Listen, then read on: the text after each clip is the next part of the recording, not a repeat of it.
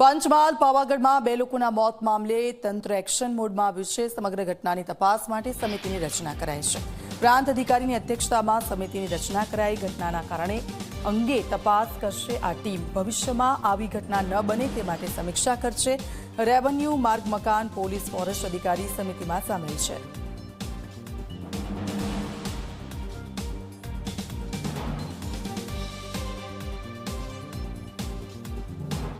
116 mm જેટલો એક સાથે વરસાદ ખાબકતા ત્યાં પથ્થરો થોડા ધસી પડવાની ઘટના બનેલી હતી।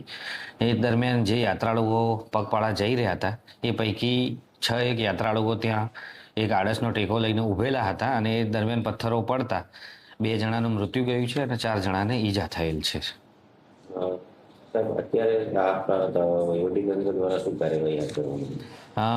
ઘટનાની જાણ થતાં તરત એમને રેસ્ક્યુ કરવામાં આવ્યા છે। હોસ્પિટલ ખાતે સારવાર માટે ખસેડવામાં આવ્યા છે ઇન્જર્ડને, અને 2 મરણ જનાર છે એમના પોસ્ટમોર્ટમ અંગેની વ્યવસ્થા કરી અને જે મરણ જનારના સગા છે એમને યોગ્ય લાભો મળી રહે તે અંગેની કાર્યવાહી કરવામાં આવી છે।